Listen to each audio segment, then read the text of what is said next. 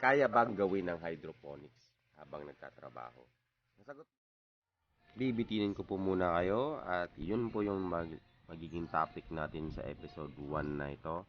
At isi-share ko po sa inyo ang aking experience about that. Pero bagong lahat, introhan po muna natin. Let's go.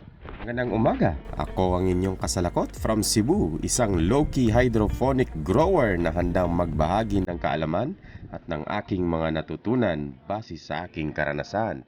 Hindi po ako eksperto, cute lang.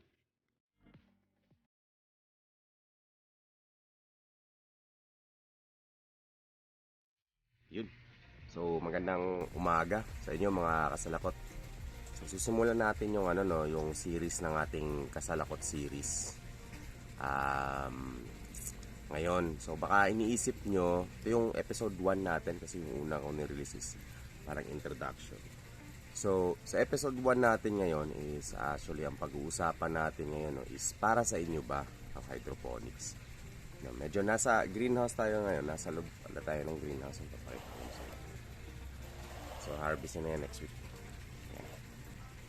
At ano pa bang mga kailangan nyo malaman bago nyo man lang i-consider ang pag-hydroponics? Marami kayo nakikitang videos or siguro mga post na ang ganda nga ng mga tubo ng lettuce, mga ganon. At sinasabi nila na hindi mo kailangan ng masyadong maraming oras para trabahuin to or gawin to. Okay? Or ano pa ba? Ano pa may mga dapat nyong i-consider, no? Well, kaya bang gawin ng hydroponics habang nagtatrabaho? Ang sagot po doon is depende po sa trabaho nyo. Okay? Depende po kung ano po yung nature ng trabaho nyo. Kasi iniisip nyo, gusto kong simulan yan, gusto kong gawin din yan, pero may trabaho ako, kaya ko kaya yan.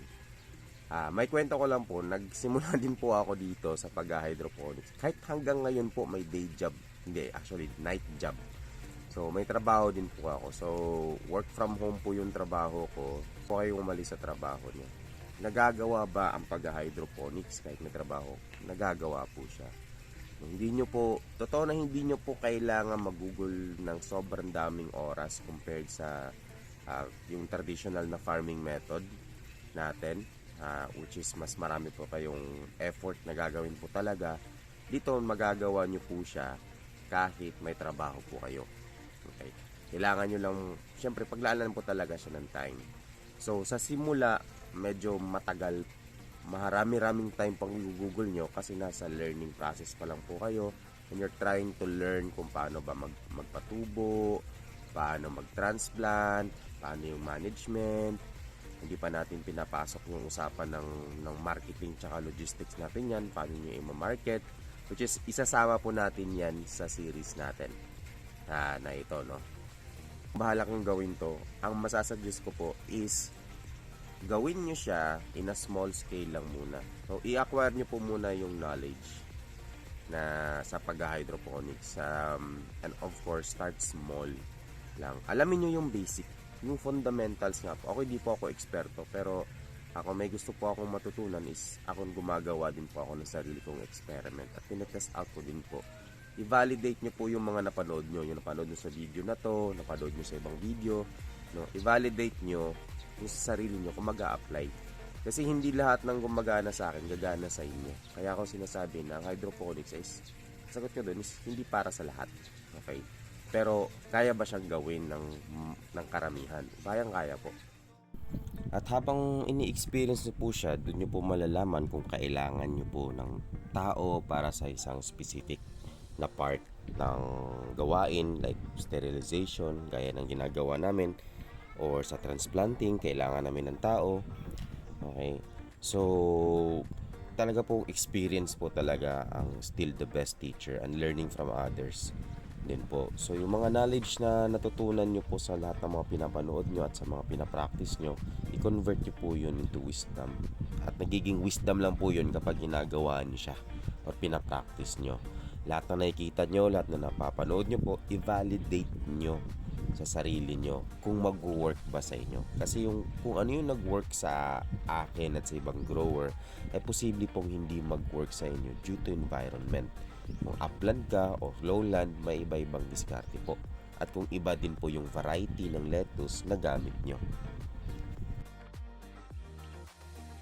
So, habang nagtatrabaho kayo, okay, pag-aralan nyo, ang simula po, yung susunod po natin na series is yun po yung pag-uusapan natin, paano magsimula. Pero ang itatakel ko lang po talaga sa video na to is setting of expectations lang po talaga sa pag-hydroponics. So ito po yung mga kailangan nyo malaman. Kaya nyo bang mag-hydroponics habang nag-work kayo? Hindi ko po ini-encourage na, lalo na pag nagsisimula pa lang, na itigil yung pagtatrabaho. Tuloy-tuloy lang po sa pagtatrabaho. Ang pag-hydroponics po is additional income or profit. Okay.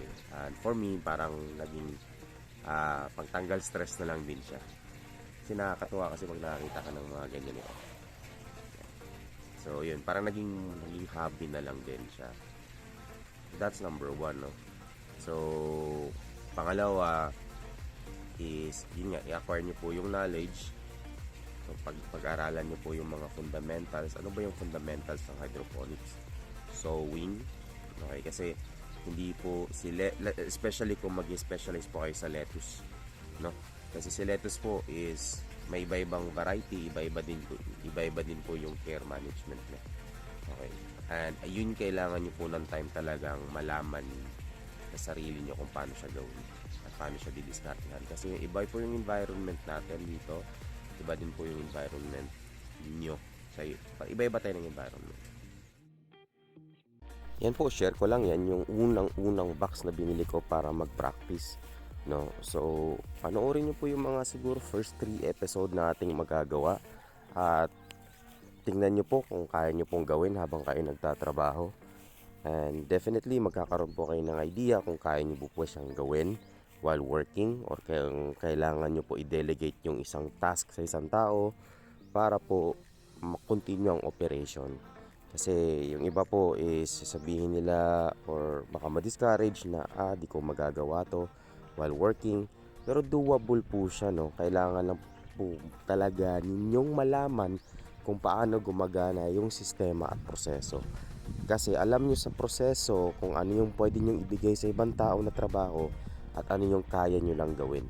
Sa side po naming mag-partner, no, is ang ginagawa po namin is sa amin po yung harvesting, logistics, pag-deliver, ganun. At for now, kami po talaga gumagawa muna lahat. Pero ang farm is nasa 720. Kayang-kaya po namin dalawang gawin yon. Okay. Minsan lang po kailangan na po namin ng tao kasi hindi na namin po nasasabay-sabay. At kumakain po siya ng oras kapag kami lang dalawa.